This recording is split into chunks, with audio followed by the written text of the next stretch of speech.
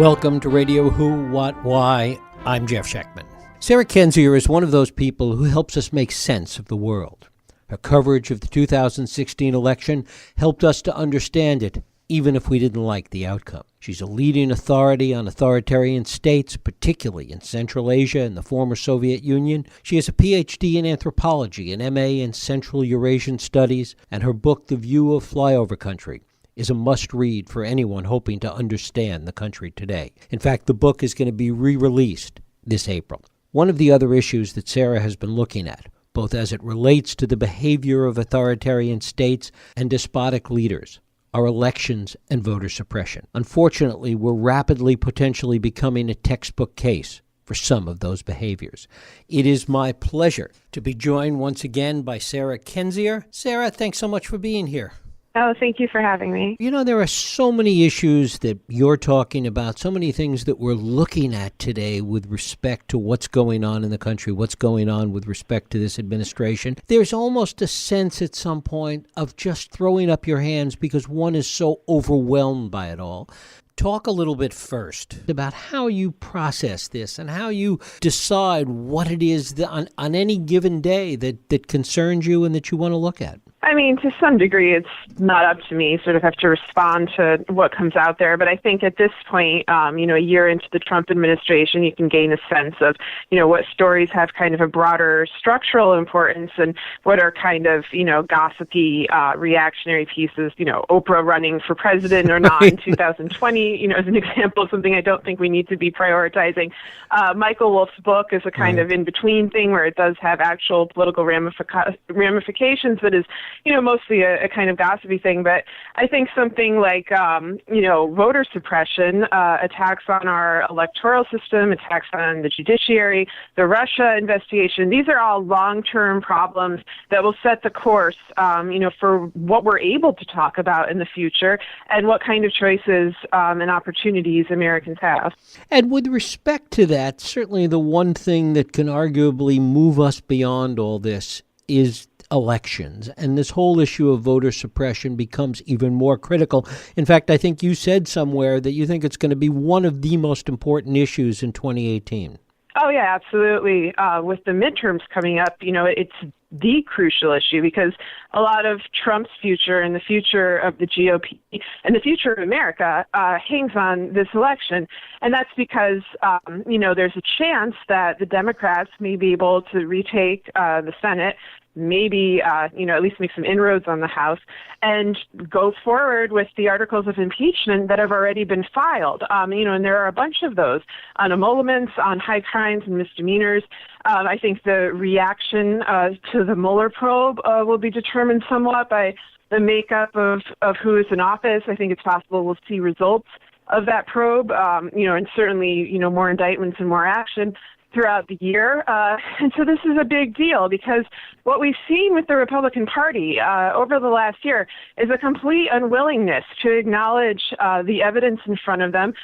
Instead, they've gone the path of trying to obstruct the investigation. They're obsequious lackeys to Trump in a way that is very reminiscent of how people behave in authoritarian states.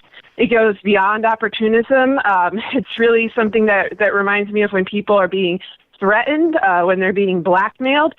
Somebody like Lindsey Graham is a good example of a person who did a real 180. And so I don't think that, the Republicans on the whole can be trusted. And it's not a matter of me disagreeing with their policies, though I often do in terms of stuff like the tax bill quite strongly. It's a matter of our sovereignty and our national security and their deference to Trump, their fear of Trump. And on that note, Trump's deference to Russia. All that is a big problem. And elections will not completely fix this problem, but they do provide an opportunity to kind of change the political landscape in which the problem is analyzed. What do you sense that people are afraid of with respect to Trump? I mean, afraid of from somebody with a 38% approval rating? Yeah, that's one of the things that's very interesting is, you would think that would give them some leeway, especially given that Trump has personally attacked a lot of these people, a lot of these Republicans in a very vicious way. And also Trump is ignorant of policies, like he's some sort of the leader who inspires people to, think about issues and who comes forward with great ideas. I mean, he really has nothing positive to offer the country or the party. And so I think they're afraid of, possible blackmail or threats. And I say this because that is how Trump has operated for his entire career, going all the way back to the 1980s. He surrounded himself with, ruthless people, ranging from mobsters to lawyers like Roy Cohn, for example, or Michael Cohen in the last election cycle, who would threaten anybody who would expose something, dangerous and negative about Trump, or who even opposed him. Roger Stone is another example of somebody who has, no shame and who doesn't play by any kind of normal political rules. Like, we really have, a new situation here. And so my guess is that that is going on. I think at the same time, you find Republicans that see a chaotic situation and they want to take advantage of it and try to, pass through policies and initiatives that maybe normally wouldn't fly because they know that Trump doesn't understand them. They know that, he may not strike them down, but the situation worries me because I don't think it's as simple as just the kind of careerism that we've seen. I mean, on that note, we have a record number now of Republicans who are going to resign or who, are going to retire or not run again in 2018. And I think that that's indicative of a political landscape that's become so dangerous that they just want to get themselves out. And as it relates to elections in 2018, what do you make of what's been going on most recently with respect to the seeming shutdown of the president's voter fraud commission? I was concerned when that commission was formed. I thought it was kind of putting something we'd suspected into clear view, which is that they want to view the votes of certain groups of Americans as illegitimate, namely immigrants, especially Hispanic immigrants, that may be crucial in a state like Florida or even in Texas. They basically want to disenfranchise people. And that's what, COAX has done. That's what others in the Trump administration have rallied for. I'm glad that the commission to do that apparently is gone, but I kind of wonder, is it really, or are we going to just see a similar initiative emerge under a new name? It came under quite a bit of criticism. And so I think maybe they realized that they can't be so upfront about what they're doing, that the old ways of, voter suppression guised as, something else, kind of doing it, more subtly, might be more effective. For a while, it seemed like they really wanted to flaunt their power, and perhaps as Trump's approval ratings diminished, perhaps as the federal probe tightens, they realized that might not be the best strategy right now. Of course, we're also seeing statewide efforts at voter suppression. We saw a lot of this in Alabama in the recent special election. And there are states like Wisconsin and others, and North Carolina, where there have been substantial efforts at voter suppression. Yeah, I mean, North Carolina is now no longer considered a democracy, according to groups that measure things like voting rights. And basically, since the partial repeal of the VRA in 2013, we've seen a number of repressive voter ID laws come into play. And those laws were critical in determining the outcome of the 2016 election. In Wisconsin, there were, I think, 200,000 people that were disenfranchised as a result of that new law, which had never been in play for a previous presidential election. And Trump won Wisconsin by only 20,000 votes. And so I think that, voter suppression through ID laws played a big role. I think also, of course, gerrymandering, which has been a problem for a very long time, played a role. And, I don't want to rule out the fact that we know Russia hacked voter databases. There's been all this insistence that, no foreign state or no hackers, altered the actual vote totals. But, I find that a little bit hard to just take on faith without a forensic investigation, given that we know they tried very hard to swing this election for Donald Trump. And we know that they've hacked so many other, government entities, including the State Department, the DOD, obviously the RNC, the DNC, people's personal emails, Yahoo, I could go on and on and on. And we know they hacked the voter databases, and we don't know what they did with that information. They might not have changed the votes afterwards, but that could have potentially contributed to the disenfranchisement, to people being turned away at the polls for various reasons. And it hasn't really been thoroughly investigated. Even, we're, 14 months after the election, and, that's of concern to me. No one's remedying this problem. What is your experience in looking at other authoritarian states tell you about what we still might expect in terms of these behaviors with respect to voter suppression here?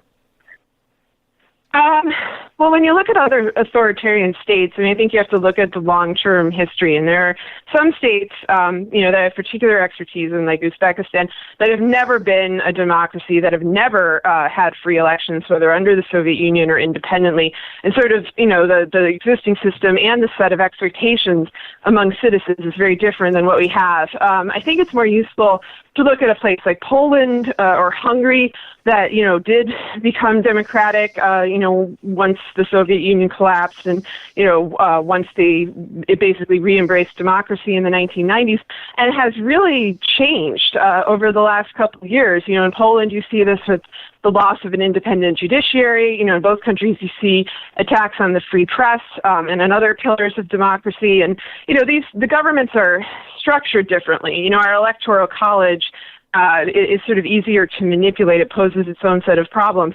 But generally what you're seeing is a kind of flagrant rejection of democratic norms in all of these cases. You see, people behaving less like representatives and more like kings, and that becoming more and more acceptable, and the opposition to it getting more and more firmly stamped out and unable to hold, leverage or power in order to stop it from getting worse. And that's what I worry about. And so I see the 2018 elections as an opportunity, not necessarily to stop this entirely, because I think it's too big a problem, but to slow it down, to slow our progression, towards autocracy, which is where I felt we've been going since Trump has been elected. Mm-hmm.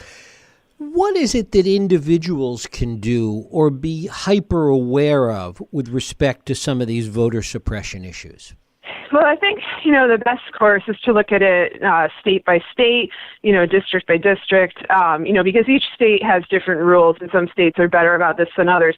There's also the fact that a lot of these laws about voter ID are new. They were passed after 2013, and some of them will be enacted for the first time in 2018. So you should look up your state. You should find out what the requirements are for voting. And I think, most states have some kind of group that addresses voter rights issues, whether an organization like Indivisible or, Jason Kander, who ran for senator in my state in Missouri, has Let America Vote, which I think provides information about, how to help people get to the polls, how to help people be aware of, laws that may prohibit them from voting.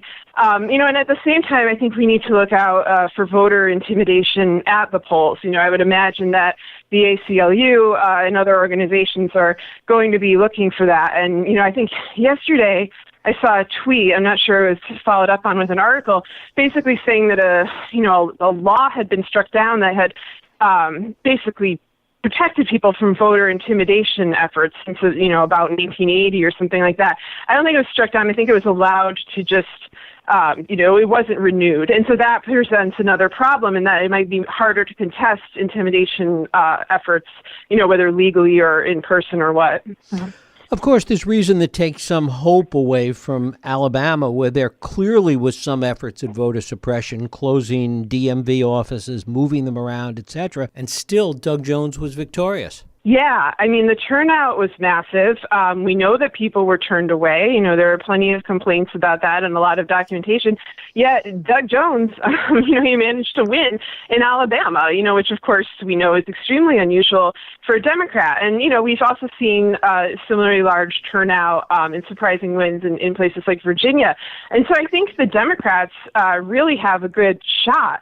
And a lot of that just has to do with people seeing how out of control the Trump administration is. And even if they're not, super thrilled or excited about the Democrats. They realize that, this is the most sensible route to keep Trump from gaining power and to stop this flow of corruption. And so I do think turnout will be high. I think a lot of people became more aware of rights that they had as those rights began to be threatened, as they began to lose them. I think, the electorate is mobilized. It's unfortunate that mobilization stems in many ways from fear, but it's better than being, ignorant of our rights and our laws. And, I think this was a wake-up call for Americans, and I think part of that wake-up call is the realization that, they need to vote, and also that they should be, good citizens and help others vote, that everyone has this right. It's not applied equally and never has been. And so it's important to protect the rights of people who want to vote, but who are, historically disenfranchised or turned away. And talk a little bit about what you've seen going on not too far away from you in Ohio with the purging of voter rolls there. I've seen that in Ohio and in other states, and I think it speaks to a broader issue of, lack of transparency in the government. I think sometimes people think of voter suppression as this sort of, simple to document phenomenon where, you show up and you vote and then your vote's not counted, but there are so many different ways of doing it, and purging the rolls, attacking the database or the rolls itself is one way to go. What is your sense, finally, of how this whole discussion about Russia and hacking the election and how that will roll into, you touched on this a little while ago, how this is going to roll into this whole concern about voter suppression as we go forward in 2018? I'm very concerned about it. Right before Obama left office, he signed a piece of legislation that said that elections were part of our critical infrastructure, no different than any other, physical, tangible part of infrastructure. And Trump recently, or the administration, put out, a kind of a document about threats to infrastructure, about the threats of hacking and so forth, and did not consider elections to fall under that rubric anymore. They're basically just rejecting Obama's legislation. And I think that's because, of course, they know that it's advantageous for them, for Russia, to interfere with elections on their behalf. I think they see this as, something advantageous. And I find it really appalling that they don't consider the basic principles of sovereignty and national security and the damage that this can do, in our election system. And I think we should expect hacks or attempted hacks in 2018 because there's been, no concerted plan to thwart them. Sarah Kendzior, I thank you so much for spending time with us here on Radio Who, What, Why. Oh, thank you. Thank you. And thank you for listening and for joining us here on Radio Who, What, Why. I hope you join us next week for another Radio Who, What, Why podcast. I'm Jeff Sheckman. If you like this podcast, please feel free to share and help others find it by rating and reviewing it on iTunes. You can also support this podcast and all the work we do by going to whowhatwhy.org/donate.